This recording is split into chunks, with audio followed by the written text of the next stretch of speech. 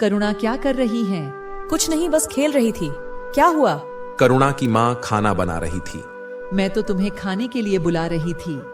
करुणा खाना खाकर अपनी माँ से बोली, माँ, मैं शोभा के घर खेलने जा रही हूँ। अरे रुक, क्यों जाती है उनके घर? वे बड़े लोग हैं, कहीं बुरा ना मान जाए। इस बात को सुनकर करुणा बहुत जोर से हंसी। माँ, तुम कैसी बात करती हो? मेरे सबसे अच्छी सहेली है। अभी जाने दो ना माँ, थोड़ी देर में आ जाऊंगी। चली जा, लेकिन अपने बापू के आने से पहले आ जाना। करुणा और शोभा दोनों पक्की सहेली थीं, लेकिन दोनों की किस्मत अलग अलग थी। एक तरफ करुणा बहुत गरीब घर से थी, तो शोभा गांव की जमींदार की बेटी थी। दोनों सहेली एक ही स्कूल में पढ़ती थी। एक दिन शोभा स्कूल आई और करुणा से बोली, करुणा, मेरे माता पिता मुझे शहर भेज रहे हैं पढ़ने के लिए। तू मुझे भूल तो नहीं जाएगी? शोभा मत जा, कोई बहाना बना दे। काश यह मेरे बस में होता, लेकिन वादा कर, तू मुझे भूलेगी तो नहीं। और जब भी मैं छुट्टियों में गांव आऊंगी तो तुझसे मिलने जरूर आऊंगी। शोभा को उसके माता पिता शहर पढ़ने के लिए भेज देते हैं। करुणा वहीं गांव के स्कूल में पढ़ती रहती है। धीरे धीरे दोनों बड़ी होने लगते हैं। करुणा की पढ़ाई गांव से होने के कारण ज्यादा नहीं पढ़ पाती। उधर शोभा डॉक्टर बन जाती है। एक दिन शोभा अपनी मां से मिलने गांव आती है। शोभा शहर से अपने सहेली के लिए बहुत से उपहार लाई थी। वह भागती हुई जाने लगती है, तभी उसकी मां रोकती है। बेटा, वह लोग बहुत बुरे हालात में हैं। उसके पिता का स्वर्गवास हो चुका है। माँ भी बहुत बीमार रहती है। मुझे लगता है उसका रिश्ता पक्का हो गया है। शोभा करुणा से मिलने पहुंच जाती है। दरवाजा खटखटाने पर करुणा दरवाजा खोलती है। शोभा उसे देखकर गहरी सोच में पड़ जाती है। एक बार तो उसे ऐसा लगता है कि यह कोई और है, लेकिन जब ध्यान से देखती है तो करुणा ही थी। गालों में गहरे गड्ढे पर गए थे, रंग भी सांवला हो गया था। इधर करुणा भी एक बार शोभा को देखकर हैरान रह गई। शहर जाकर उसके तो रंग ढंग बदल गए, एकदम अप्सरा सी लग रही थी। करुणा एकदम उसे देखी जा रही थी। उसे देखकर शोभा ने कहा, अंदर आने के लिए कहेगी या यहीं खड़ी रखेगी? हाँ हाँ, अंदर आ ना। तुझे देख तो अपनी सुध बुध भूल गई। कैसी है तू? शोभा ने अंदर जाकर देखा तो एक टूटी सी खाट पर उसकी मां पड़ी थी। पास ही कुछ दवाइयां रखी थी। शोभा को देखकर रामवती ने उठने की कोशिश की, तभी शोभा ने रोका। अरे चाची, क्यों परेशान हो रही हो? लेटी रहो। मैं शोभा हूँ, करुणा से मिलने आई थी। आपकी तबीयत कैसी है? क्या हुआ आपको? तभी करुणा पानी ले आई। कुछ नहीं, बस कमजोरी है। थोड़ी खाएगी पिएंगी तो ठीक हो जाएगी। तू सुना, कब आई? आज ही आई हूँ और कल ही वापस जाना है। थोड़ा सा टाइम था, सोचा तुझसे मिल आऊं। मैंने सुना है तेरा रिश्ता पक्का हो गया है। बेटी, पास ही के गांव में एक लड़का है। घर में उसकी माँ और छोटा भाई है। शरीफ लड़का है, शहर में नौकरी करता है। रोज बाइक से शहर जाता है, शाम तक लौट आता है। उम्र थोड़ी ज्यादा है।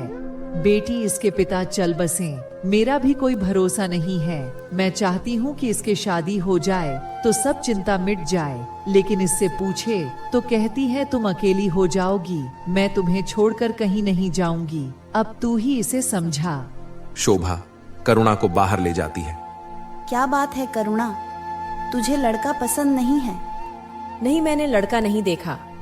वो तो ताऊ जी रिश्ता पक्का कराए, वो बात नहीं है। माँ को अकेला कैसे छोड़ दूं? वो बात तो तेरी ठीक है, लेकिन शादी तो करनी पड़ेगी। ये सोच, माँ को कुछ हो गया तो तेरी शादी कैसी होगी?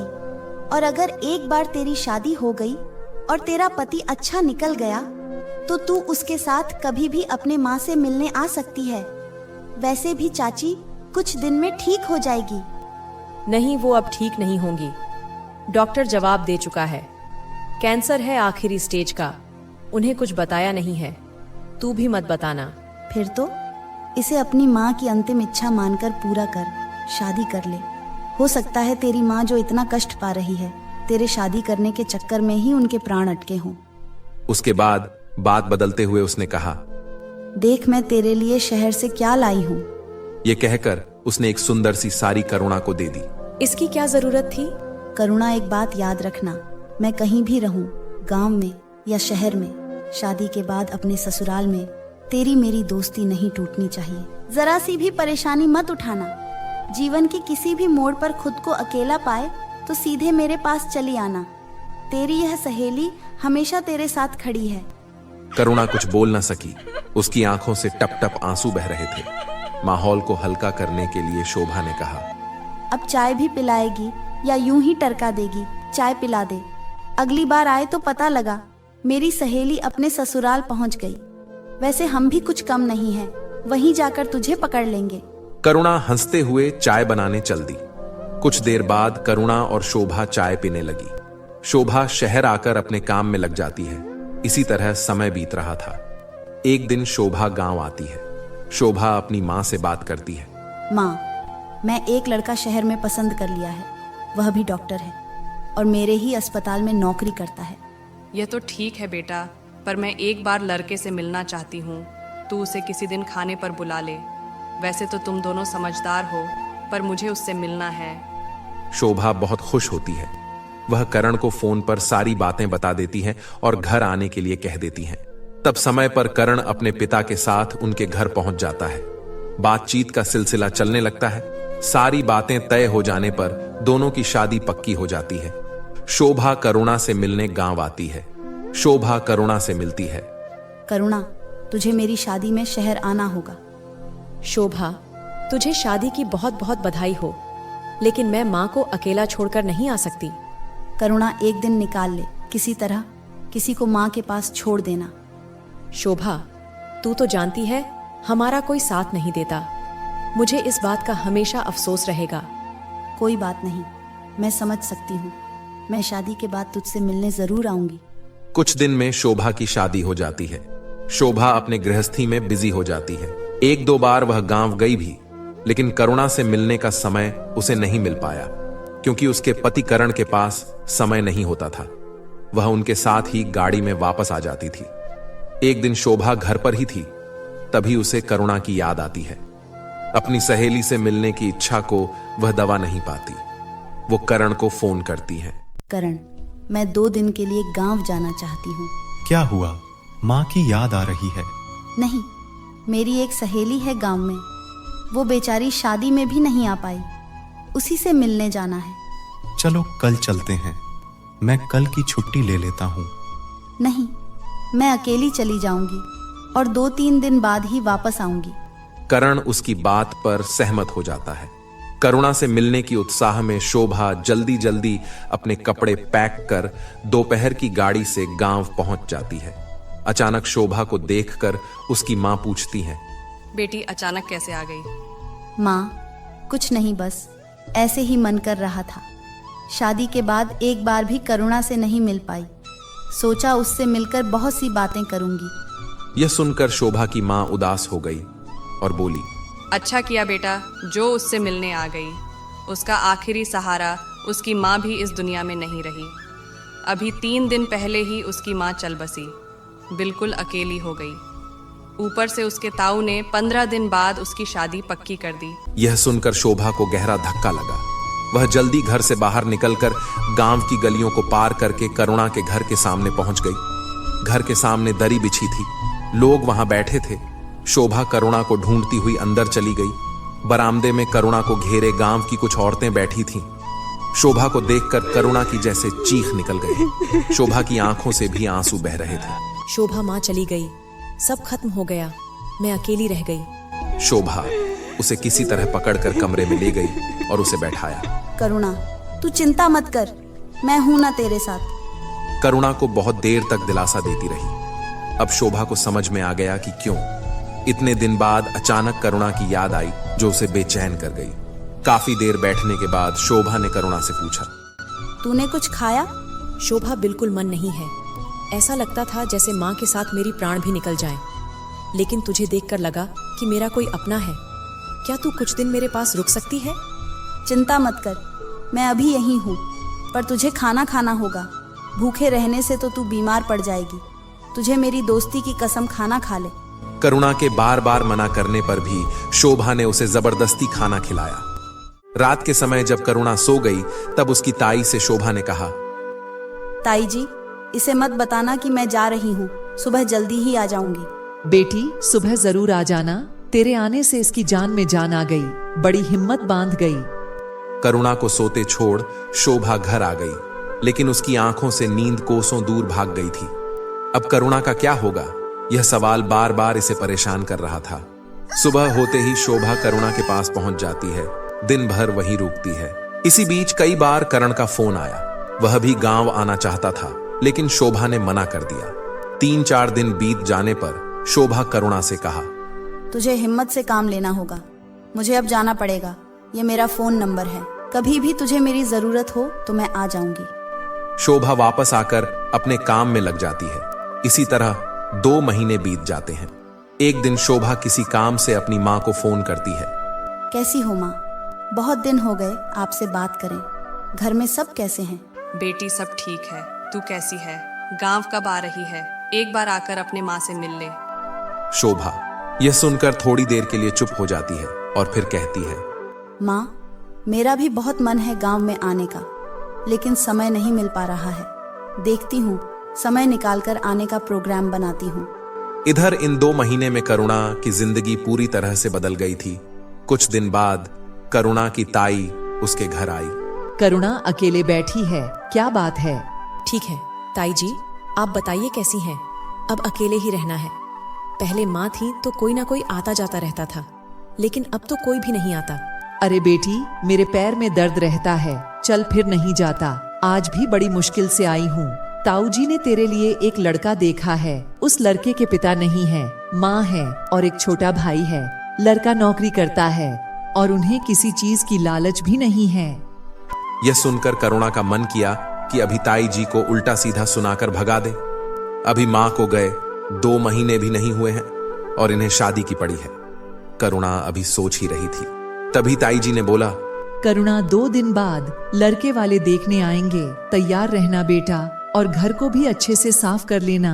मैं तेरी बहन को पहले से भेज दूंगी, यह कुछ पैसे रख ले, उस दिन अच्छा से नाश्ता मंगा लेना। लेकिन ताई जी, मैं अभी शादी नहीं करना चाहती हूँ। अरे भलाई का तो जमाना ही नहीं है, घर में खाने को दाने नहीं है, इतना अच्छा रिश्ता ठुकरा रही हो। तूने सोचा है घर का खर्चा कैसे चलेगा? करुणा की आंखों से टप टप आंसू बह रहे थे, लेकिन ताई जी को इससे कोई फर्क नहीं पड़ा। वे अपनी बात कहती रही। जो मैं कह रही हूँ चुपचाप मान ले। तेरी माँ तो हमारे सामने जबान नहीं खोलती थी। आखिर हम तेरे अपने हैं, कोई गैर नहीं। नहीं ताई जी, यह बात नहीं है। अभी माँ को गए समय ही कितना हुआ है, कुछ दिन बाद लड़के वालों को बुला लेती। बेटी तू चिंता मत कर, तेरे ताऊ जी सब संभाल लेंगे। यह सब बात कहकर ताई जी वहां से चली गई। करुणा बैठकर रोती रही। माँ, तुम क्यों मुझे छोड़कर चली गई? काश तुम होती तो यह सब ना होता। अगले दिन शोभा को फोन करके सारी बात बता देती है। करुणा, तू चिंता मत कर, मैं एक दिन पहले आ जाऊंगी। मैं लड़के को देखकर फैसला करूंगी। क्या सच बोल रहे हैं या तुझे फंसाने की कोशिश में तेरा मकान हड़पने की तैयारी कर रहे हैं? शोभा किसी तरह टाइम निकाल कर पहुंच गई। लड़के की माँ और लड़का दोनों आए थे। लड़का देखने में बिल्कुल साधारण था। शोभा ने उस लड़के से कुछ सवाल पूछे, जिसका उसने ठीक से जवाब दे दिया। करुणा और लड़के ने अकेले में कुछ देर बात की। फिर करुणा ने शोभा से अकेले में पूछा, तू बता, तुझे क्या लगता है? करुणा, लड़का तो ठीक लग रहा है, तुझे ठीक लगा क्या? देख, अगर तुझे ठीक लग रहा है तभी मैं हाँ करूंगी। करुणा, कभी कभी हालात से समझौता करना पड़ता है। यहाँ अकेले रहने से तो अच्छा है एक परिवार मिल जाएगा। शोभा के समझाने से करुणा शादी के लिए मान गई। कुछ ही दिन में करुणा की शादी होने वाली थी। उसके ताऊ जी और अन्य रिश्तेदारों के साथ मिलकर शादी का इंतजाम कर रहे थे। करुणा को जैसे इस सब से कोई मतलब ही नहीं था। वह बैठकर अपनी माँ को याद कर बस रोती रहती थी। शादी से 2 दिन पहले शोभा भी आ गई। शोभा को देखकर करुणा के कुछ आस बंधी। यहाँ तो सब उसे पराये ही नजर आ रहे थे। इसी कारण शोभा को करुणा की ताई जी पसंद नहीं करती थी, लेकिन बड़े घर की बेटी थी, इसलिए कुछ बोल नहीं पाती थी। शोभा शहर से रुपए और जेवर लेकर आई थी। उसने जेवर करुणा को दी तो करुणा बोल पड़ी, बहन, इसकी क्या जरूरत थी? तू आ गई, बस मेरी शादी के लिए यही काफी है। देख, मैं तो कुछ भी कर सकती हूँ, तेरी भलाई के लिए कर रही हूँ। ये पैसे और जेवर तू अपने पास रख ले, किसी को बताना मत। जीवन में कहीं भी जाए तो यह रुपए और जेवर तेरे काम आएंगे। और हाँ, मेरा फ़ोन नंबर हमेशा संभाल कर रखना। वैसे मैं तेरे ससुराल भी आऊँगी, कभी तुझे मेरी ज़रूरत पड़े तो फ़ोन ज़रूर करना। बहन, तू मेरी बचपन की सहेली है, फिर भी तू एक बहन से बढ़कर मेरे लिए किया है। यहाँ तक जितने लोग हैं वह किसी न किसी कारण से मेरे साथ लगे हैं। कोई मकान रखना चाहता है, कोई मुझसे अपना पीछा छुड़वाना चाहता है। मैं तेरे यह उपकार कैसे चुकाऊंगी? खबरदार, जो बेकार की बातें की। तू मेरी छोटी बहन है, अब इतना मत सोच और अपने आने वाले कल को सजाने के सपने देखना शुरू कर दे। यह सुनकर करुणा और शोभा दोनों हंसने लगी। शादी वाले दिन दोपहर को करुणा के ताऊजी करुणा के पास आए और बोले, बेटी, तेरी शादी का कर्जा चुकाने के लिए मैं सोच रहा था, तेरे जाने के बाद इस मकान को किराए पर चढ़ा देंगे, शादी का कर्जा चूक जाएगा। ताऊ जी, ऐसा कौन सा बड़ा कर्जा हो गया है इस शादी में?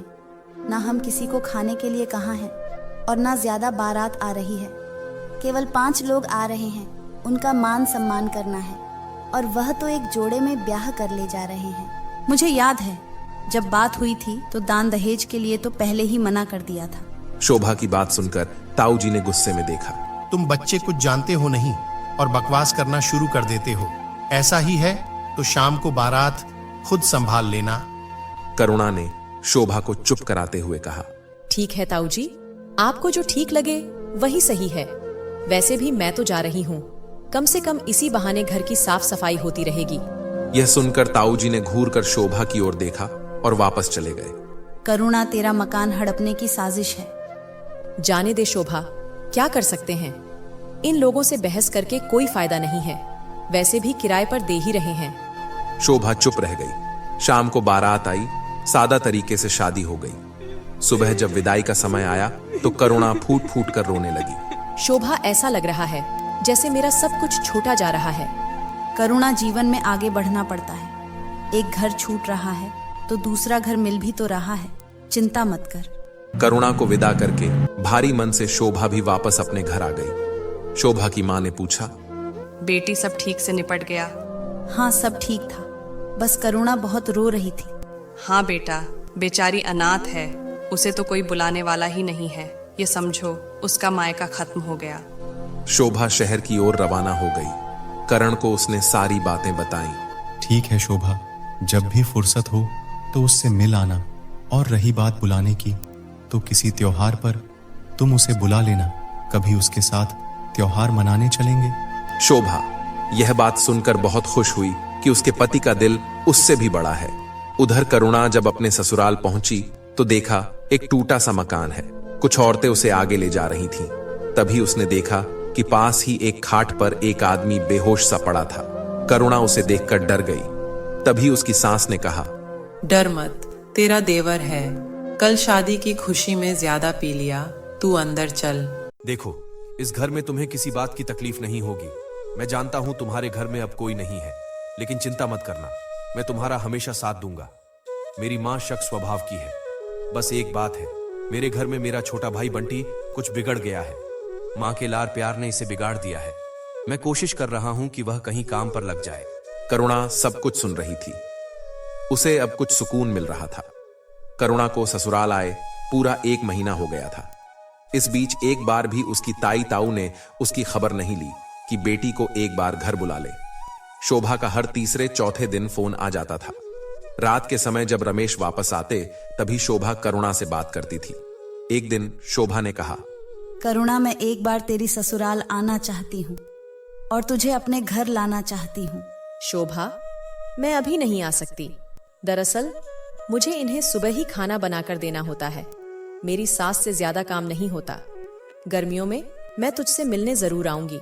धीरे धीरे समय बीत रहा था। इधर शोभा और उसके पति करण ने अपने घर के पास ही जमीन खरीद ली। उस जमीन पर वह एक बड़ा सा हॉस्पिटल बना रहे थे। शोभा और करण काम में इतने बिजी हो गए कि उन्हें करुणा का ध्यान ही नहीं रहा। 2 साल बीत गए। इस बीच ना तो करुणा का फोन आया, न शोभा उसे फोन कर पाई। एक दिन शोभा अपने घर में बैठी थी, तभी उसे करुणा का ध्यान आया। शोभा ने अपने पति करण से कहा, हे भगवान, मैं तो अपने परेशानियों में करुणा को बिल्कुल भूल ही गई। ना उसका फोन आया। क्या करें शोभा, इतना बड़ा काम था, 1 मिनट की फुर्सत भी नहीं मिला। चलो अब फोन कर लो। शोभा ने फोन लगाया, लेकिन फोन स्विच ऑफ था। हो सकता है फोन बंद हो। कई बार गांव में रात को लाइट नहीं होती, चार्ज नहीं हुआ होगा। कल फोन कर लेना, उसके पति को दिन में मैसेज कर देना कि घर जाकर करुणा से बात करवा दे। अगले दिन भी शोभा फोन करती रही, लेकिन फोन स्विच ऑफ था।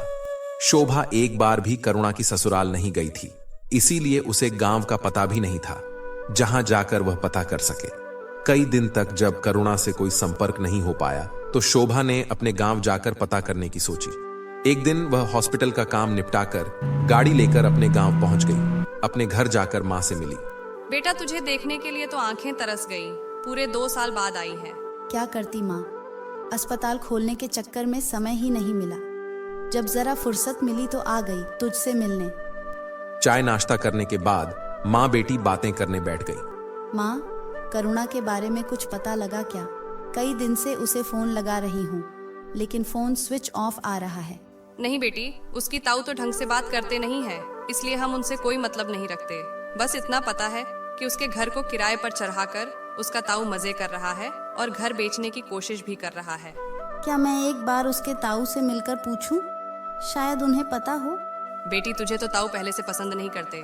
तुझे देखेंगे तो और भड़क जाएंगे, और मुझे लगता है उन्हें भी कुछ पता नहीं होगा, क्योंकि आज तक वह इस गांव में आई नहीं, ना यहाँ से कोई गया है उससे मिलने। लेकिन शोभा नहीं मानी। वह करुणा के ताई के घर पहुंच गई। दरवाजा खटखटाया। उसकी ताई ने दरवाजा खोला। अरे शोभा, तुम बहुत दिन बाद आई हो, बताओ क्या काम है?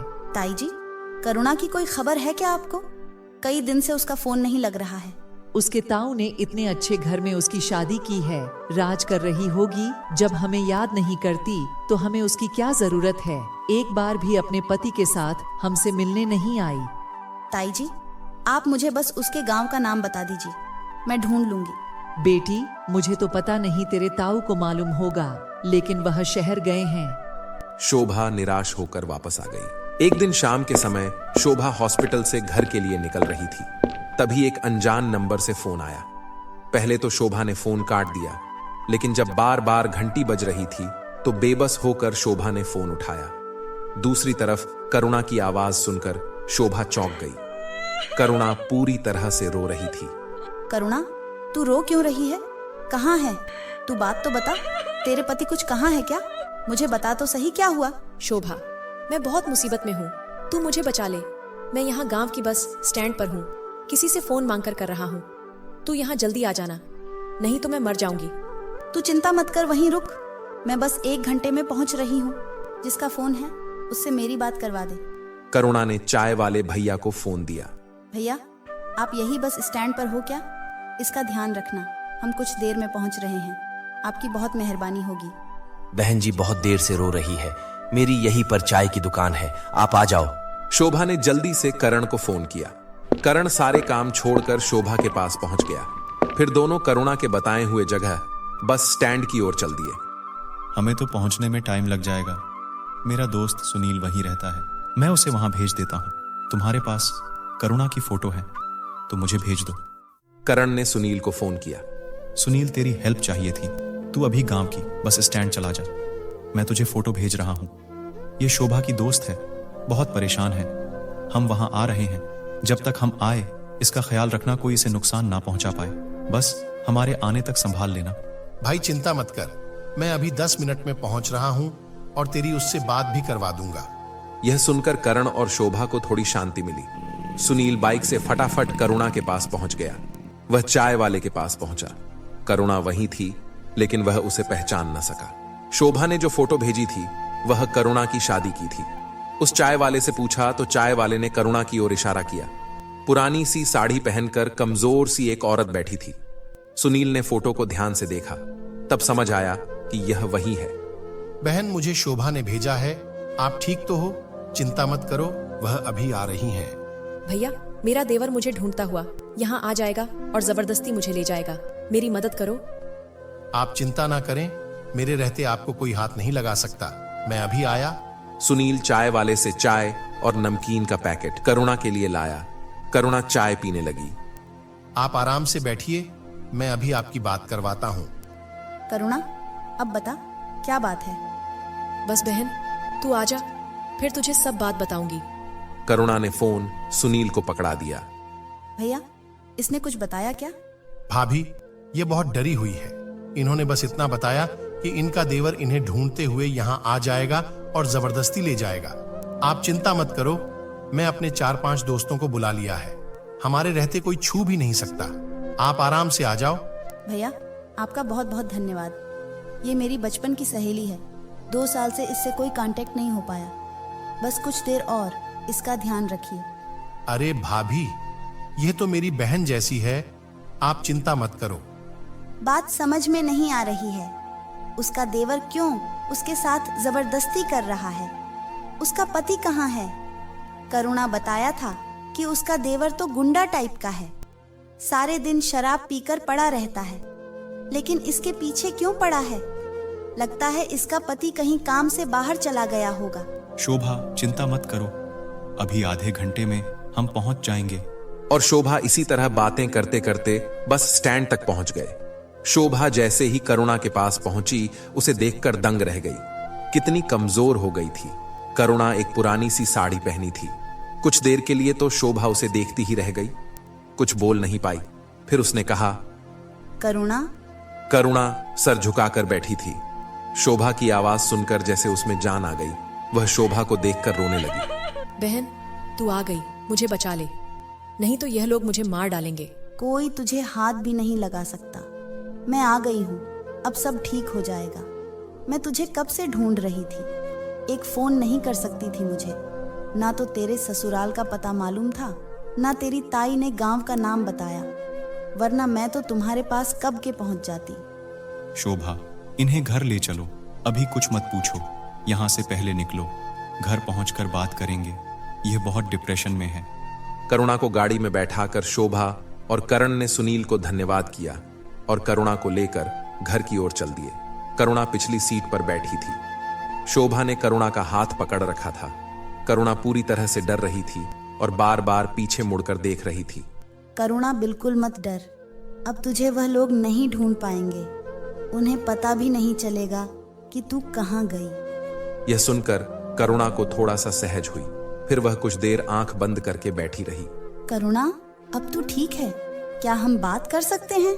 अब तू बता पाएगी क्या हुआ? शोभा, जब से मेरी शादी हुई सब ठीक चल रहा था। वह मुझे बहुत प्यार करते थे, मुझे पूरा ध्यान रखते थे। एक भी दिन ऐसा नहीं था जब हमारी लड़ाई हुई हो। पूरे घर का खर्चा यही चलाते थे। इनका छोटा भाई यानी मेरा देवर कोई काम नहीं करता था। दिन भर इधर उधर घूमता रहता था। शाम को शराब पीकर आ जाता था। कई बार तो उसका झगड़ा हो जाता था। इधर मेरी सास हमेशा मेरे देवर का पक्ष लेती थी। इसी बात से हम दोनों कुछ परेशान रहते थे। अभी 6 महीने पहले हम रात को खाना खाकर सोने की तैयारी कर रहे थे। तभी 2 लोग बाइक पर हमारे घर आए और मेरे देवर का नाम लेकर पूछने लगे। इन्होंने कहा वह घर पर नहीं है। तो वह लोग जबरदस्ती घर में घुसने लगे, क्योंकि मेरे देवर ने उनसे काफी पैसे उधार ले रखे थे। वे सोच रहे थे कि हमने उसे छिपा रखा है। जब बहुत देर तक झगड़ा करने के बाद भी वे लोग नहीं माने, तो इन्होंने उनमें से एक गुंडे को धक्का दे दिया। यह देखकर दूसरे गुंडे ने गन निकालकर इन पर फायरिंग कर दिया। ये सब कहते कहते करुणा रोने लगी। उसकी बातें सुनकर शोभा की आंखों से भी आंसू बह रहे थे। करुणा ने आगे कहना शुरू किया। गोली लगते ही यह गिर पड़े। मैं इन्हें संभालती रही, चिल्लाती रही। तब तक यह दोनों भाग गए। किसी तरह इन्हें अस्पताल ले गई, लेकिन रास्ते में यह नहीं रहे। मेरी तो दुनिया ही उजड़ गई। सोचने समझने की शक्ति चली गई। पूरे घर में रोना पीटना मच गया। लेकिन उनके छोटे भाई को इसका जरा सा भी दुख नहीं था। वह तो एक ही बात बोल रहा था, घर की तलाशी लेने देता। जब मैं नहीं मिलता तो वह वापस चले जाते। उनसे पंगा लेने की क्या जरूरत थी? मेरी सास और देवर कुछ ही दिनों में सब भूल गए। उन्होंने पुलिस से कंप्लेंट भी वापस ले ली, यह कहकर कि वह गुंडे उन्हें भी मार डालेंगे। मैं बेबस सी बैठी रही। एक दिन मेरी सास मेरे पास आई और बोली, महारानी कब तक शोक मनाती रहेगी? घर का काम कौन करेगा? मेरा तो कुछ करने का मन ही नहीं कर रहा था। समझ नहीं आ रहा था कि अब मैं जीऊं भी तो किसके लिए। लेकिन सास ने मुझे काम में लगा दिया। मैं घर के काम में अपने आप को व्यस्त रखने लगी। कुछ दिन बीत जाने पर मेरी सास एक दिन मेरे पास आई और बोली, करुणा, जिंदगी बहुत लंबी है, तेरा वैसे भी कोई सहारा नहीं है। तू मेरे छोटे बेटे यानी अपने देवर से शादी कर ले। खबरदार माँ जी, जो आज के बाद उस शराबी का नाम मेरे नाम के साथ जोड़ा। मैं अपने पति की खातिर आपकी सेवा करने के लिए यहाँ पड़ी हूँ। मैं मर जाऊंगी, लेकिन कभी भी उस शराबी से शादी नहीं करूंगी। मैं भी देखती हूँ कैसे शादी नहीं करती। जब यह किसी दिन तेरे साथ जबरदस्ती कर लेगा तो तुझे मजबूरन में शादी करनी पड़ेगी। मेरी सास के रहते यह सब नहीं हो सकता था, क्योंकि गांव में सब जान जाते। आज दोपहर को जब मैं घर का कूड़ा फेंकने घर के पीछे जा रही थी तो मेरी सास मेरे देवर से कह रही थी, मैं आज रात तेरे मौसी के घर जा रही हूँ, तो रात को करुणा को अपने वश में कर लेना। पैसे ले, अभी पी लेना, रात को मत पीना। सुबह हम लोगों से कह देंगे कि शराब के नशे में यह सब हो गया, अब दोनों की शादी कर देंगे। लेकिन माँ वह नहीं मानी तो? उसके हाथ पैर तोड़ देना, फिर ना कहीं भागने लायक रहेगी, ना किसी को कुछ बताने लायक। मैंने यह सुना तो मेरे पैरों तले जमीन खिसक गई। मेरी सांस तो चल गई। मेरा देवर पीकर घर में बैठा था। मैं चुपचाप अपनी जान और इज्जत बचाकर भाग आई। तू इतना सब सहती रही, मैं तो सोच रही थी तू बहुत सुखी होगी। बहन, लगता है मेरी किस्मत में सुख है ही नहीं। कभी कभी तो सोचती हूँ मर ही जाऊं। नहीं करुणा, मेरे रहते तुझे चिंता करने की जरूरत नहीं है। अब से तू हमारे साथ रहेगी। रास्ते भर शोभा उसे तसल्ली देती रही। कुछ देर में करुणा को जैसे नींद आ गई। शोभा ने करण से बात की। करण, तुमसे पूछे बगैर मैंने करुणा को अपने साथ रखने के लिए बोल दिया। तुम्हें बुरा तो नहीं लगा? कैसी बात करती हो शोभा, मुझे तो खुशी है। हम किसी के काम आ रहे हैं। कुछ ही देर में तीनों घर पहुंच गए। शोभा ने करुणा को गेस्ट रूम में ले जाकर सुला दिया। उसके बाद दोनों अपने बेडरूम में आ गए। थक जाने के कारण करण तो सो गया, लेकिन शोभा की आंखों से नींद गायब थी। पिछले 3-4 घंटे में इतना कुछ हो गया जिसे सोचकर उसे यकीन नहीं हो रहा था। अगले दिन करुणा सोकर उठी। वह अपने बिस्तर पर बैठी थी। उसका सिर दर्द से फटा जा रहा था। तभी शोभा उसके कमरे में आती है। कैसी है करुणा? क्या हुआ? सर पकड़कर क्यों बैठी है? कुछ नहीं, सिर में बहुत दर्द हो रहा है। शोभा फटाफट गई और उसके लिए एक टैबलेट ले आई। करुणा ने बिना कुछ पूछे खा लिया। करुणा, तू आराम कर, अभी मेड आ जाएगी घर का काम करने के लिए। मुझे हॉस्पिटल जाना होगा। मैं तुझे बताना भूल गई, हम दोनों ने नौकरी छोड़कर अपना हॉस्पिटल खोल लिया है। इसी कारण मैं 2 साल से तुझे मिल नहीं पाई। बहुत अच्छा किया शोभा, तेरी तरक्की देखकर मुझे बहुत खुशी मिलती है। वैसे भी मेरी जिंदगी में अब बचा ही क्या है। अच्छा किया जो तू मुझसे मिलने नहीं आई। मेरी सास का व्यवहार बहुत खराब है। वो तेरी बेइज्जती करती तो मुझे बर्दाश्त नहीं होता। बहन, जो हुआ उसे भूल जा और नए सिरे से जिंदगी शुरू कर। लेकिन अभी तू बस आराम कर, ज्यादा मत सोच। मैं लेट हो रही हूँ, तुझसे शाम को मिलती हूँ। और हाँ, घर का कोई काम मत करना, बस आराम कर। कुछ ही देर में मेड आ गई। शोभा ने उसे कुछ समझाया और वे चली गई। मेड करुणा के पास आई और बोली, मैडम, आपको कुछ भी चाहिए हो तो मुझे आवाज दे देना। यह कहकर वह अपने काम में लग गई। इधर शोभा अस्पताल पहुंचकर मरीजों को देखने में व्यस्त हो गई। दोपहर को शोभा और करण दोनों लंच करने बैठे तो शोभा ने कहा, करण, हमें करुणा के बारे में कुछ सोचना होगा। देखो शोभा, तुम बहुत जल्दबाजी कर रही हो। तुम समझो, उसने अभी 6 महीने पहले अपने पति की मौत देखी है। उसके बाद पिछले 6 महीने में यह सब झेला है। मुझे लगता है वह डिप्रेशन में चली गई है, इसलिए उसे किसी नई बात के लिए राजी करना सही नहीं होगा। हाँ, तुम सही कह रहे हो। इस सब से उभरने में उसे काफी समय लग जाएगा। फिलहाल एक काम करो, उसे 1 सप्ताह आराम करने दो, फिर उसे शॉपिंग पर ले जाना। उसे उसकी पसंद के कपड़े वगैरह की शॉपिंग कराना, उसे अच्छा लगेगा। शोभा मान जाती है। शाम को शोभा कुछ फल लेकर करुणा के पास पहुंचती है। करुणा, कैसा बीता दिन? कोई परेशानी तो नहीं हुई?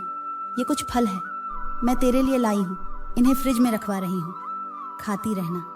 अभी ऐसे ही पड़े रहे, तू बहुत कमजोर हो गई है। तू मेरा कितना ध्यान रखती है। वैसे मैं सोच रही थी कब तक तुझ पर बोझ बनी रहूंगी। मुझे कोई काम मिल जाता तो अच्छा रहता। तू मेरी बहन है, यह घर तेरा है। फिलहाल आराम कर। रही बात काम की तो वह सब बाद में। पहले अपने शक्ल देख कितनी कमजोर हो गई है। अगर तू काम करना चाहती है तो पहले खा पीकर सेहत बना, फिर देखेंगे। करुणा थोड़ा सा मुस्कुराई।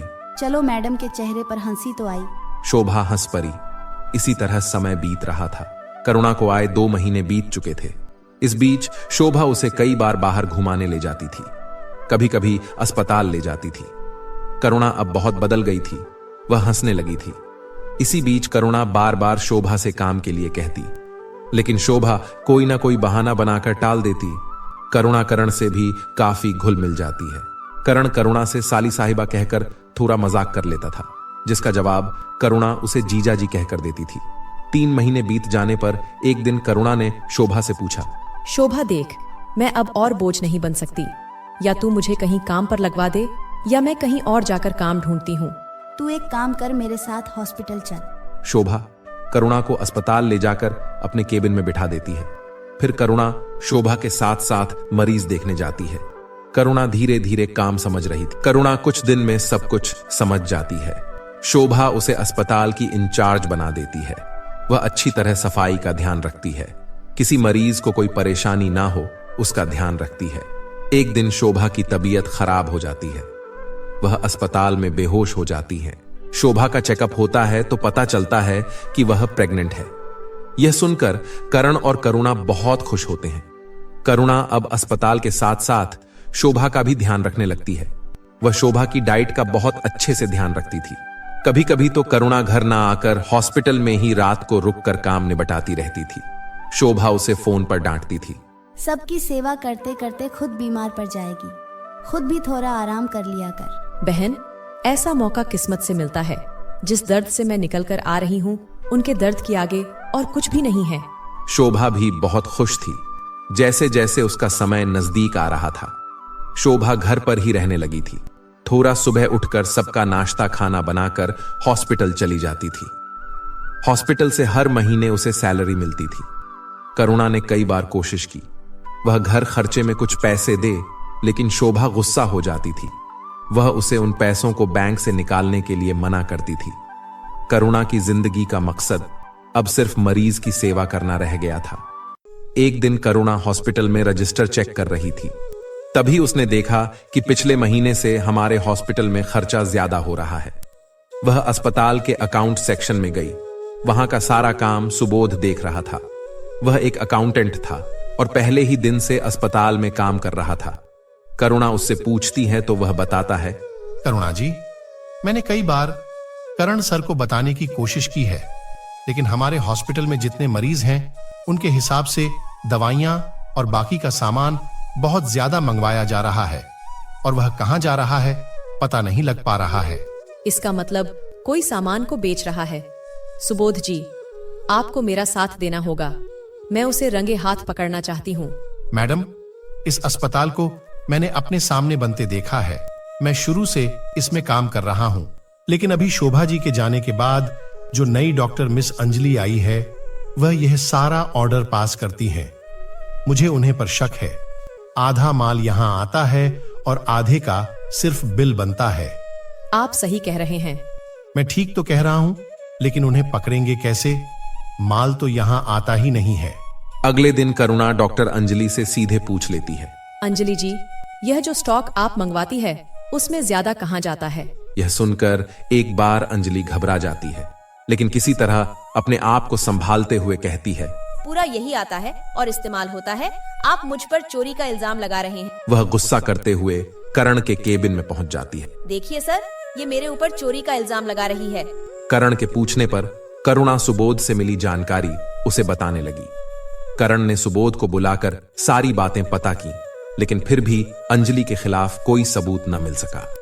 अंजलि बार बार सुबोध पर ही इल्जाम लगाकर रोती जा रही थी। उसकी बातों को सुनकर करण ने सुबोध को नौकरी से निकाल दिया।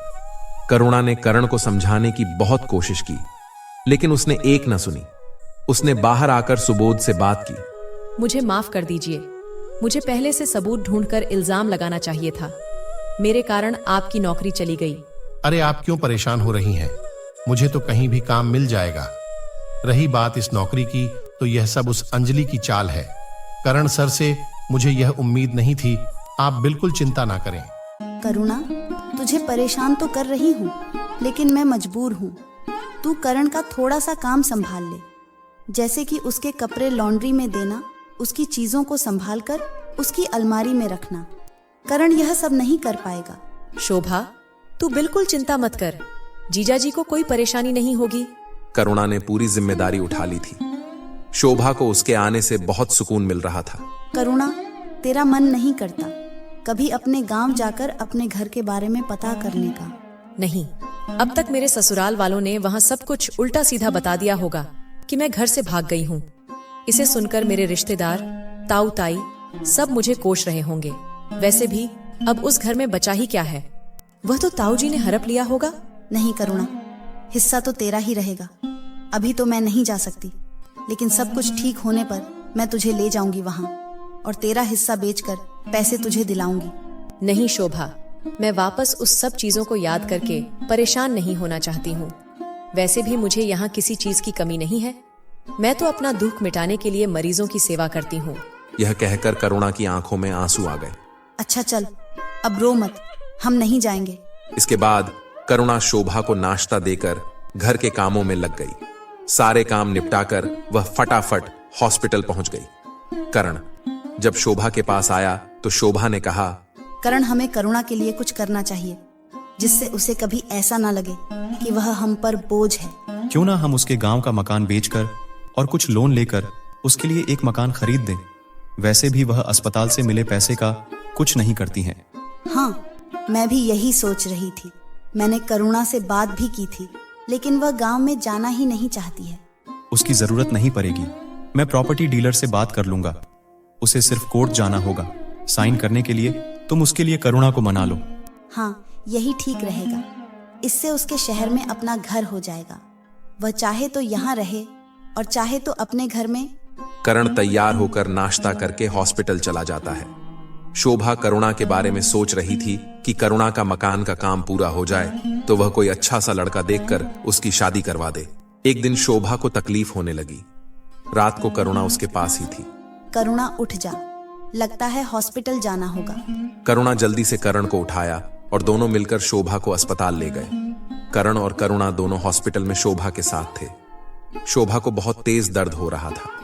करीब 2 बजे शोभा ने एक बेटे को जन्म दिया। करुणा और करण बहुत खुश हुए। जीजा जी, शोभा ने छोटे छोटे कपड़े बनाए थे बच्चों के लिए, मैं घर से उन्हें ले आती हूँ। ठीक है, रात में मत जाओ, मैं भी तुम्हारे साथ चलता हूँ। वैसे भी शोभा अब भी सो रही है और डॉक्टर उसके पास है। करण करुणा को लेकर घर आता है। शोभा के बेडरूम में जाकर उसकी अलमारी में बच्चों के कपड़े निकालने लगती है। तभी करण वहां आता है। करुणा, तुम कब तक अकेली रहोगी? मेरा मतलब है मैं तुम्हारी मदद कर सकता हूँ। यह कहकर वह करुणा का हाथ पकड़कर अपनी ओर खींचने लगता है। करुणा अचानक से इस हमले से घबरा जाती है। उसे करण से यह उम्मीद नहीं थी। वह धक्का देकर अपने आप को उससे अलग करती है, लेकिन करण उससे जबरदस्ती करने लगता है। तभी करुणा उसे जोर से थप्पड़ मारती है। तुम बस एक जैसे हो जानवर, मेरे देवर, और तुम्हें कोई फर्क नहीं है। बस मौका मिलना चाहिए। तुम्हें शर्म नहीं आती एक लाचार पर जोर जबरदस्ती करते हुए। तेजी से सब फेंक कर बेडरूम से बाहर आ जाती है। करण उसे पकड़ने के लिए बाहर आता है। तभी डोर बेल बजती है। करण घबराकर गेट की ओर जाता है। करुणा अपने अस्त व्यस्त कपड़ों को ठीक करती है। उसकी आंखों से आंसू बह रहे थे। तभी वह देखती है हॉस्पिटल का वार्ड बॉय सामने खड़ा था। साहब, जल्दी चलिए, आपका बच्चा नहीं बचा। उसे जोर कर हिचकी आई और वह मर गया। यह सुनकर करण घबरा गया। करुणा ने आंखें लाल करते हुए करण की ओर देखा, जैसे वह उसे बता रही थी कि उसके कर्मों की सजा उसके बेटे को मिल गई। करण एक नजर करुणा की ओर देखा। उसकी आंखों से आंसू बह रहे थे। वह झट से हॉस्पिटल की ओर चल दिया। इधर करुणा ने एक सूटकेस में अपने उल्टे सीधे कपड़े भरे और वहां से बाहर चल दी। करुणा शोभा के घर से बाहर निकली। बाहर अंधेरी रात में उसे समझ नहीं आ रहा था कि क्या करें, कहां जाएं। एक तरफ उसने आगे की ओर देखा तो हॉस्पिटल दिखाई दिया। वहां शोभा पता नहीं किस हालत में होगी, उस पर क्या बीत रही होगी। यह सोचकर उसके पैर हॉस्पिटल की ओर बढ़ गए, लेकिन तभी उसके हाथ में सूटकेस का ध्यान आया और करण का घिनौना चेहरा सामने आ गया। करुणा ने सोचा, शोभा कभी भी उसकी बात का विश्वास नहीं करेगी। करण अपनी इज्जत बचाने के लिए उस पर कुछ भी इल्जाम लगा देगा, जिसे गलत साबित करने के लिए उसके पास कोई सबूत नहीं है। शोभा जैसी अच्छी सहेली को खोने का डर उसे था, लेकिन अब वह इस समय दोबारा नहीं फंसना चाह रही थी। उसने अपना फोन निकाला और एक अच्छी होटल के लिए कैब बुक की। कुछ ही देर में कैब आ गई। वह उसमें बैठकर होटल पहुंच गई। अपने कमरे में पहुंचकर करुणा बेड पर बैठकर बहुत देर तक रोती रही। पिछले जिंदगी के बारे में सोच रही थी। पता नहीं कब उसे नींद आ गई। सुबह करुणा की आंखें खुली तो 12 बज चुके थे। वह जानती थी शोभा उसे न पाकर बहुत परेशान हो रही होगी और करण को उसे ढूंढने भेजा होगा। वह अपना फोन देखने लगी। फोन देखते देखते उसे सुबोध का नंबर दिखाई दिया। क्यों ना जिंदगी को नए सिरे से शुरू किया जाए। सुबोध से बात करती हूँ, शायद कहीं जॉब लगवा दे। इससे उसकी सेवा करने का उद्देश्य भी पूरा हो जाएगा और जीने के लिए पैसे भी मिल जाएंगे। सुबोध, मुझे तुमसे कुछ जरूरी बात करनी थी। करुणा, मैं तुम्हारे किसी भी काम आ सकूं तो मुझे बहुत खुशी होगी। बताओ क्या बात है। सुबोध, मुझे नौकरी चाहिए थी। मैंने वह अस्पताल और शोभा का घर छोड़ दिया है। मैं एक होटल में हूँ, लेकिन यह बात किसी को बताना मत, ना ही इसका कारण पूछना। क्या तुम मेरी मदद कर सकते हो? करुणा, तुम चिंता मत करो। मैं कल ही अपने हॉस्पिटल में बात करता हूँ। यहाँ बात नहीं बनी तो मेरी कई हॉस्पिटल में जान पहचान है, कहीं ना कहीं सेटिंग हो जाएगी। लेकिन सुबोध, तुम तो जानते हो मेरे पास केवल एक्सपीरियंस है, कोई डिग्री या सर्टिफिकेट नहीं है मेरे पास। चिंता मत करो, मैं पूरी कोशिश करूंगा। मुझे बस एक दिन का समय दो। और हाँ, अगर कुछ पैसे वगैरह की कोई और मदद चाहिए हो तो बताओ। तुमने पूछा, मुझे अच्छा लगा, लेकिन मेरे पास पैसे हैं। तुम चिंता मत करो। बस एक बात याद रखना, यह बात तुम्हारे और मेरे बीच रहनी चाहिए, क्योंकि मुझे पता है वह लोग मुझे ढूंढने निकले होंगे। मैं उन्हें बिना बताए निकल आई हूँ। सुबोध ने उसे तसल्ली दी कि वह किसी से यह राज नहीं खोलेगा। सुबोध से बात करके करुणा को बहुत अच्छा लगा। करुणा, मैं अपने ही अस्पताल में बात कर ली है। तुम एक बार यहाँ आकर मिल सकती हो। मैंने उन्हें सब बता दिया है। क्या तुम अभी आ सकती हो? करुणा ने हाँ बोल दिया और वह तैयार होकर कुछ ही देर में सुबोध के अस्पताल में पहुंच गई। करुणा का इंटरव्यू चल रहा था। वह सारे सवालों का ढंग से जवाब दे रही थी। सुबोध ने करुणा की जिम्मेदारी लेते हुए इंटरव्यू लेने वालों को मना लिया। करुणा को 3 महीने ट्रायल के लिए रखा गया। अगर उसका काम उन्हें पसंद आया तो वह उसे रख लेंगे। इंटरव्यू के बाद सुबोध करुणा को बाहर तक छोड़ने आया। करुणा, मैं जानता हूं तुम बहुत सेवा भाव से काम करती हो। तुम 3 महीने में सबका दिल जीत लोगी। अब रहने का क्या करना है? होटल तो बहुत महंगा पड़ रहा होगा। तुम कहो तो मैं अपने फ्लैट के आसपास कोई फ्लैट किराए पर लेने के लिए बात करूं। वहां से हॉस्पिटल भी पास पड़ेगा। करुणा ने हाँ में सिर हिलाया। सुबोध से विदा लेकर वह वापस होटल आ गई। उसी दिन शाम के समय सुबोध का फोन आया। उसने बताया कि फ्लैट किराए पर मिल गया है। तुम चाहो तो देख लो। नहीं, तुमने देख लिया तो ठीक ही होगा। मैं कल सामान लेकर आती हूँ। मैं अभी तुम्हें रेंट भेज देती हूँ। करुणा अगले दिन सुबह जल्दी उठकर तैयार हो गई और सुबोध के बताए पते पर पहुंच जाती है। सुबोध तो उसका पहले से ही इंतजार कर रहा था। करुणा को लेकर वह फ्लैट में पहुंच गया। करुणा, जल्दी में ऐसा ही ढूंढ पाया। कुछ दिन यहाँ निकालो, फिर कहीं ढंग का फ्लैट देख लेंगे। सुबोध, तुमने मेरे लिए जो किया है वह बहुत है। करुणा और सुबोध दोनों नीचे आ जाते हैं। पास ही में हॉस्पिटल था। दोनों अपने काम पर पहुंच जाते हैं। दूसरी ओर जब शोभा को पता लगा कि उसका बच्चा नहीं रहा तो वह बेहोश हो गई। बहुत मुश्किल से उसे होश में लाया गया। होश में आने के बाद वह रोने लगी। शोभा ने नर्स से पूछा, जरा करुणा को भेज देना, वह दिखाई नहीं दे रही है। जी, वह तो आज हॉस्पिटल आई नहीं। यह सुनकर शोभा को कुछ समझ नहीं आया। ऐसा कैसे हो सकता है? इस मुसीबत में मुझे अकेला छोड़कर वह कहाँ जा सकती है? शोभा ने तुरंत करण को फोन किया। करण, करुणा कहाँ है? शोभा, करुणा घर पर होगी। तुम चिंता मत करो, तुम बस आराम करो, मैं देखता हूँ। शोभा को किसी तरह टालकर करण फिलहाल चैन की सांस ली। शाम होने को आई थी। शोभा को पता था कि करुणा उसके लिए खाना बनाकर लाएगी, लेकिन रात का इंतजार करने के बाद भी करुणा नहीं आई तो शोभा को कुछ शक हुआ।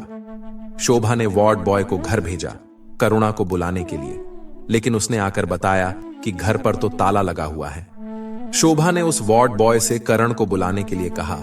करण के आने पर शोभा ने उससे पूछा, तुमने तो कहा था करुणा घर पर है, लेकिन वहां तो ताला लगा हुआ है। हाँ शोभा, मैं दोपहर को घर गया था करुणा को देखने, लेकिन वहां के चौकीदार ने बताया कि करुणा कहीं चली गई है और चाबी उसे देकर गई है। करण ने बहुत सफाई से झूठ बोल दिया। तुम चिंता मत करो, मैं पता करवाता हूं कि वह कहां गई। शोभा बहुत परेशान और दुखी थी। एक तो उसके साथ इतना बड़ा हादसा हो गया और उसकी सहेली का कुछ पता नहीं चल रहा। वह रात भर सोचती रही। सुबह हॉस्पिटल से करण के साथ घर आ गई। घर में सब कुछ वैसे ही पड़ा था। वह करुणा के कमरे में गई। वहां उसने देखा कि करुणा का सामान नहीं था। सूटकेस से लेकर कपड़े तक सब गायब थे। इसका मतलब करुणा घर छोड़कर चली गई।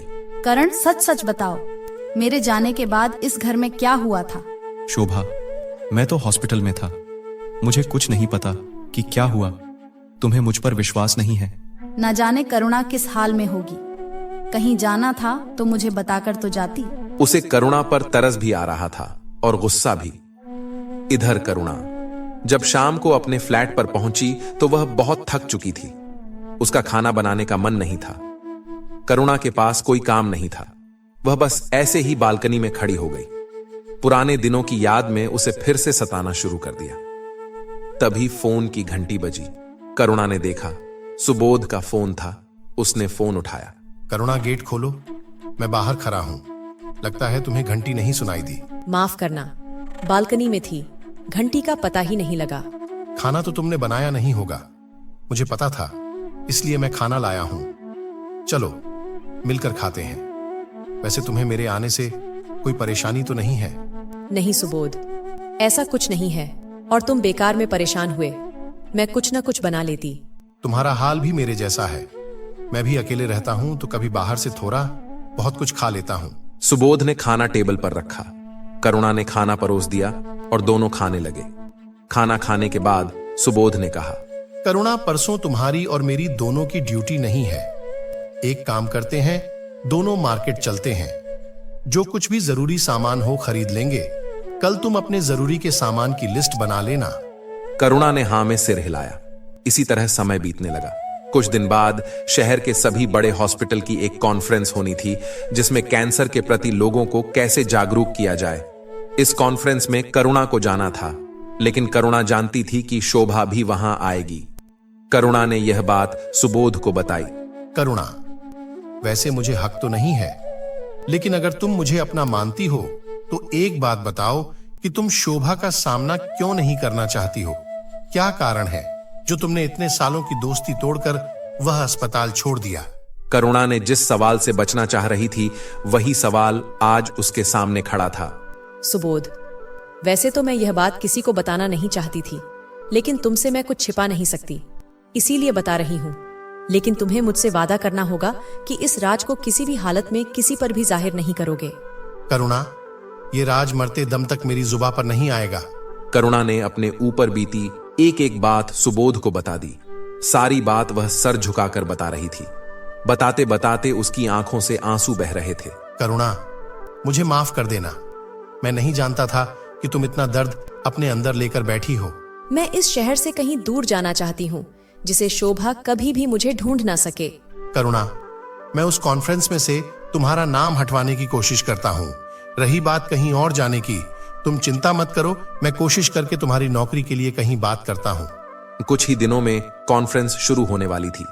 करुणा को बहुत चिंता हो रही थी कि वह शोभा से कैसे मिलेगी। एक दिन सुबोध ने करुणा से कहा, करुणा, मैं तुम्हारी क्वालिफिकेशन कम होने की बात बताकर तुम्हारा नाम कॉन्फ्रेंस से हटवा दिया। मुझे माफ कर देना।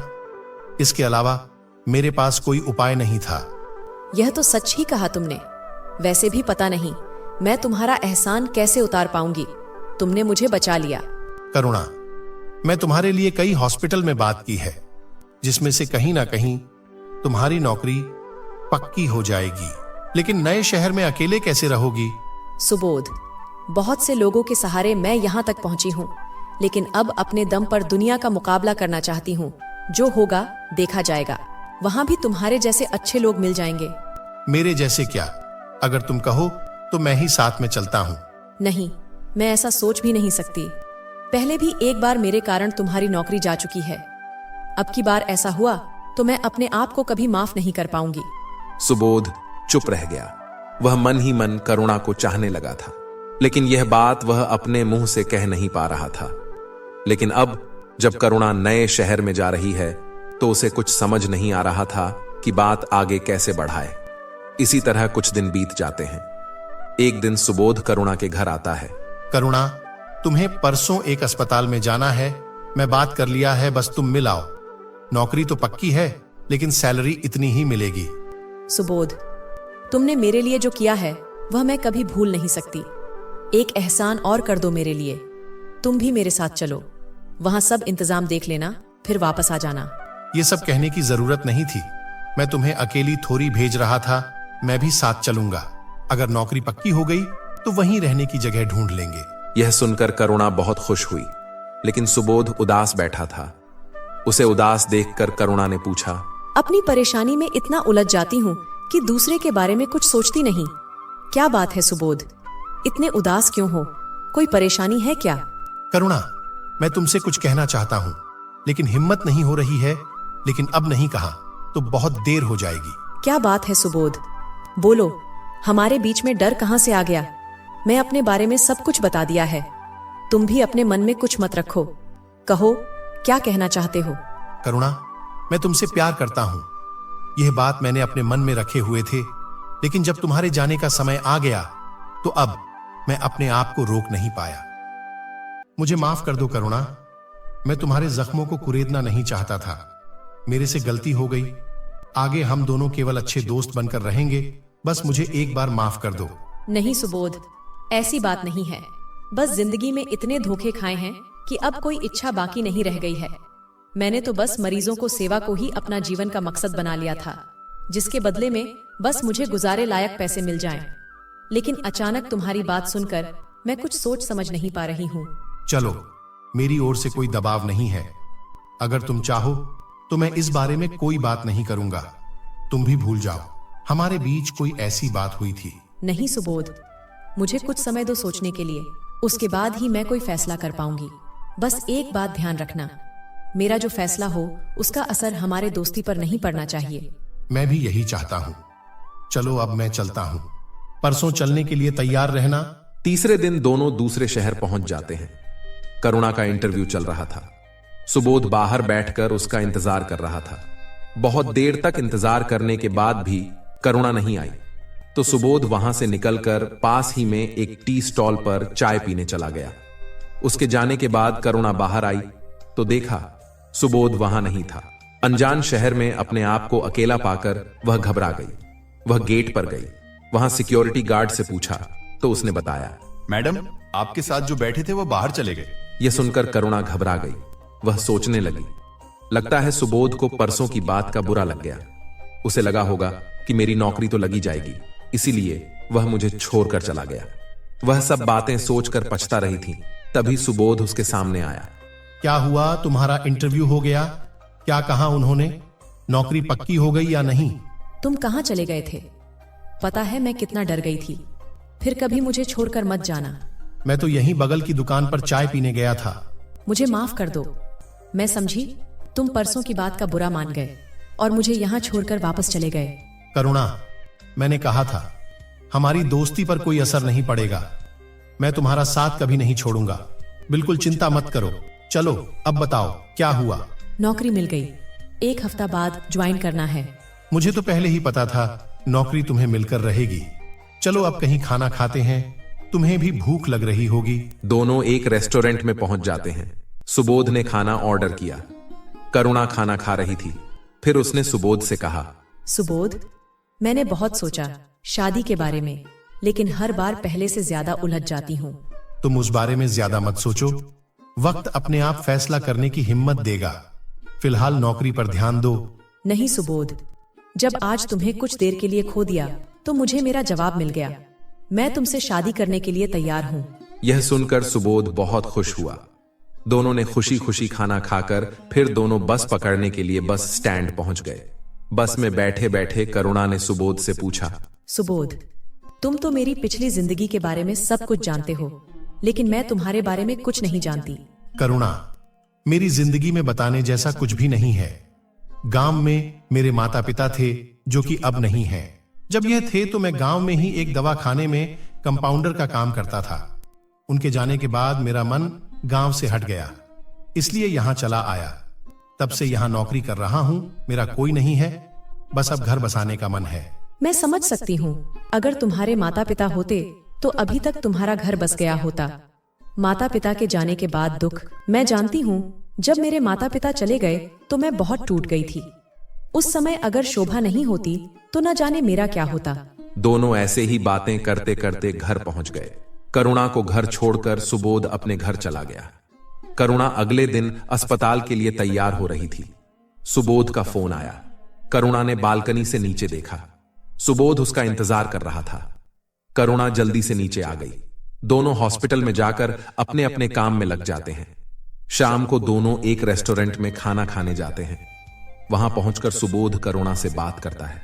करुणा, मैं 2 दिन के लिए बाहर जा रहा हूं। कहाँ जा रहे हो? क्या बात है? सब ठीक तो है? हाँ, सब ठीक है। मुझे एक जगह से नौकरी का ऑफर मिला है, मैं वहीं जा रहा हूं। अगर बात बन गई तो 1 सप्ताह बाद मैं भी वहीं शिफ्ट हो जाऊंगा। सच?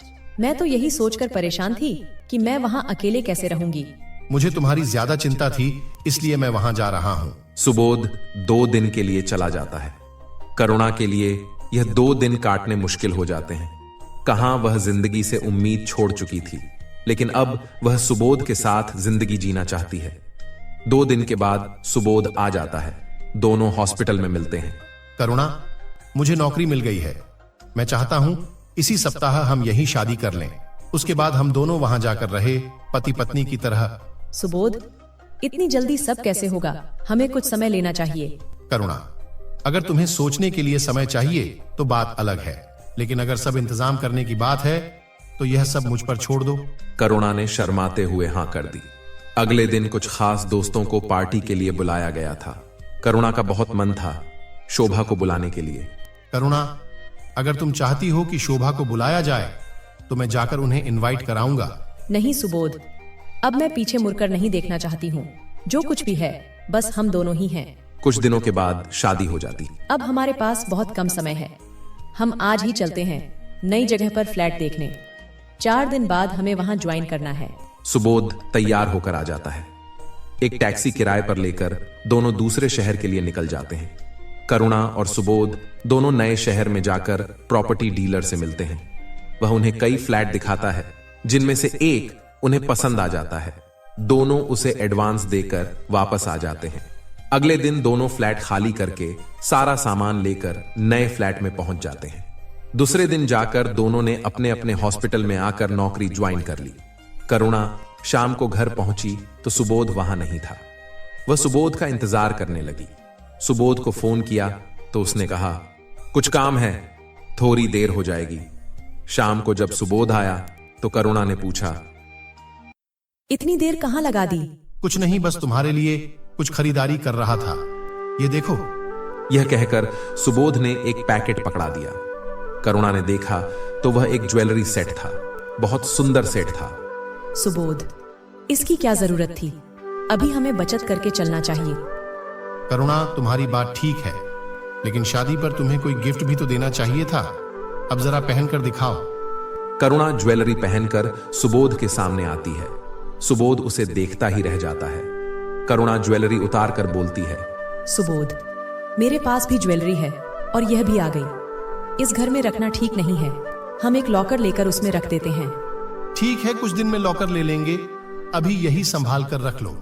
करुणा ज्वेलरी को अपने ज्वेलरी के साथ रख देती है और फिर रसोई के काम में लग जाती है। इसी तरह समय बीत रहा था। सुबोध, क्या बात है? अब तुम बहुत देर से घर आते हो। हॉस्पिटल में काम ज्यादा है, ड्यूटी करनी तो पड़ेगी ही। सुबोध और करुणा के बीच दूरियां बढ़ती जा रही थीं। सुबोध के बदलाव व्यवहार से करुणा परेशान रहने लगी थी। उसने कई बार सुबोध से पूछा, लेकिन सुबोध ने कुछ भी नहीं बताया। एक दिन वह शाम के समय सुबोध के अस्पताल पहुंच जाती है। वहां जाकर उसने पता किया तो पता चला कि सुबोध तो घर चला गया। मैडम, आपके हॉस्पिटल में काम बहुत ज्यादा है। मेरे पति मतलब सुबोध जी बहुत देर से घर आते हैं। नहीं, यहाँ सबके काम के घंटे फिक्स हैं। हमारे पास शिफ्ट में काम होता है। ड्यूटी टाइम के बाद किसी को नहीं रोका जाता। करुणा का दिल धक से बैठ जाता है। हे भगवान, सुबोध मेरे से झूठ बोलकर घर से गायब रहता है। वह मुझसे बचने की कोशिश कर रहा है। इसी उधेड़-बुन में वह घर पहुंच जाती है। कुछ देर बाद सुबोध घर आ जाता है। करुणा उससे पूछती है तो वह वहीं अस्पताल का बहाना बना देता है। मैं आज हॉस्पिटल गई थी, वहां तो कोई ओवरनाइट नहीं होता। फिर तुम देर रात तक कहां रहते हो? करुणा, ऐसा कुछ नहीं है। वह लड़की अभी नई आई है, मुझे नहीं जानती। मैं डॉक्टर के साथ रहता हूँ। किसी तरह करुणा को समझाकर सुबोध शांत करता है, लेकिन करुणा के मन में शांति नहीं थी। वह रात भर जागकर यही सब सोचती रही। एक दिन सुबोध हॉस्पिटल चला गया। करुणा को हॉस्पिटल जाने का मन नहीं था, वह घर पर ही थी। कुछ देर बाद घंटी बजी। एक पोस्टमैन सामने खड़ा था। उसने करुणा को एक चिट्ठी दी। चिट्ठी सुबोध के नाम थी। करुणा ने चिट्ठी टेबल पर रख दी और रसोई के काम में लग गई। जब दोपहर को वह खाना खाने बैठी तो सामने चिट्ठी देखकर उसने सोचा, सुबोध का कोई नहीं है। फिर यह चिट्ठी किसने भेजी? करुणा ने चिट्ठी खोलकर पढ़ना शुरू किया। चिट्ठी पढ़ते पढ़ते करुणा की आंखों से आंसू आ गए। पूरी चिट्ठी पढ़कर वह संकट में आ गई। यह चिट्ठी किसी कोमल की थी, सुबोध की पत्नी कोमल, और उसने लिखा था कि आप पिछले 8 महीने से गांव नहीं आए। दोनों बच्चे आपको बहुत याद करते हैं, एक बार आकर मिल जाइए। एक बार फिर करुणा के साथ धोखा हो चुका था। अपनी पत्नी से मन भर गया तो उसने करुणा को फंसा लिया। अब उससे मन भर गया तो किसी और को फंसाने की तैयारी कर रहा होगा। करुणा ने घर छोड़ने का फैसला किया। वह अपने बैग में सामान रखने लगी तो उसने देखा उसकी अलमारी में ना तो उसकी ज्वेलरी है, ना सुबोध ने जो दी थी वह। करुणा ने अपना पैसा भी सुबोध को दे दिया था। शादी की तैयारियों के समय वह बचा हुआ पैसा भी अलमारी में नहीं था। करुणा समझ चुकी थी कि उसके मान सम्मान के साथ साथ उसकी ज्वेलरी उसके पैसे को भी लुटा जा चुका है। बस किसी भी दिन सुबोध उसे छोड़कर भाग जाने वाला था। करुणा ने वह चिट्ठी टेबल पर रख दी और सब कुछ छोड़कर घर से चल दी। इधर शोभा को करुणा के बारे में कुछ पता लग गया था कि उसने सुबोध से शादी कर ली है और यह शहर छोड़ दिया। शोभा के सवालों के जवाब तो उसे नहीं मिले थे, लेकिन वह खुश थी कि करुणा को एक जीवन साथी मिल गया। शोभा सुबह अखबार पढ़ रही थी, तभी उसकी नजर एक खबर पर पड़ी। फोटो देखकर शोभा डर गई। यह करुणा की फोटो थी। करुणा ने नदी में कूदकर जान दे दी थी। यह फोटो उसकी पहचान के लिए छापी गई थी। शोभा तुरंत गाड़ी लेकर वहां के पुलिस स्टेशन पहुंच गई। उसने करुणा के बारे में पता किया। पुलिस इंस्पेक्टर ने उसे लाश की शिनाख्त करने के लिए चलने को कहा। शोभा ने वहां जाकर देखा, लाश करुणा की ही थी। शोभा फूट फूट कर रोने लगी। पुलिस ने बताया कि करुणा की हाथ में पॉलीथीन बंधी थी, जिसमें एक खत था जो शोभा के नाम था। उसमें लिखा था, शोभा मुझे माफ कर दे, मैं तेरा साथ छोड़ दिया। उसके बाद खत में करुणा ने सब कुछ लिख दिया जो आज तक उसके साथ हुआ था।